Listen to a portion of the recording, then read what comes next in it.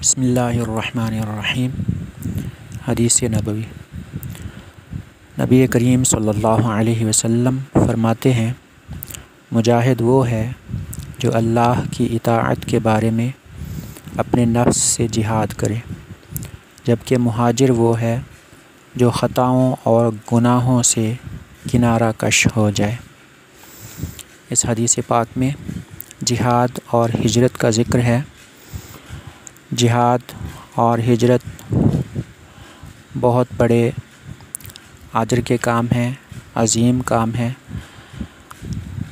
اور ان کی بہت فضیلت قرآن و حدیث میں اللہ پاک نے اور نبی پاک نے بیان فرمائی ہے۔ یہاں پر جس جہاد کا ذکر ہے وہ قتال نہیں ہے، بلکہ جہاد بالنفس ہے۔ یعنی ایک جہاد بالسیف ہوتا ہے کہ ہتھیار لے کر کافر کے مقابلے میں اس سے جہاد کرنا، اس سے لڑنا، پھر شہید ہو جانا یا کامیاب واپس لوٹ آنا۔ اور ایک جہاد نفس کے ساتھ جہاد ہوتا ہے کہ اپنی خواہشوں پر کنٹرول کرنا، اس لیے کہ اللہ نے ان خواہشات کو کنٹرول کرنے کا، قابو میں رکھنے کا حکم فرمایا ہے۔ چونکہ یہ بھی ایک بہت محنت طلب کام ہے، لہٰذا اس کی بہت فضیلت بیان فرمائی گئی ہے۔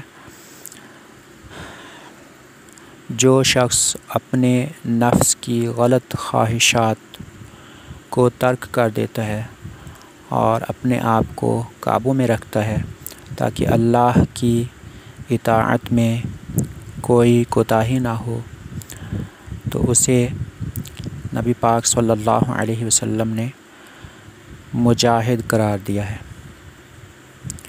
یعنی ایسا شخص بھی جہاد کرنے والا ہے۔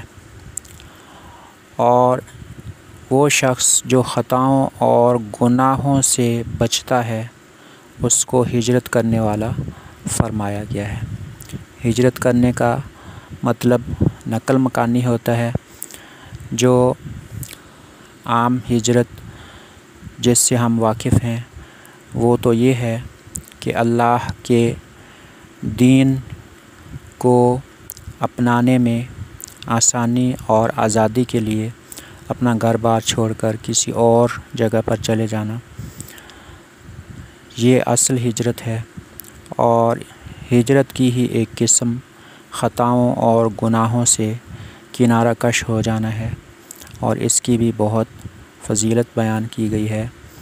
مذکورہ حدیث میں گناہوں اور خطاؤں سے بچنے والے کو بھی مہاجر قرار دیا گیا ہے۔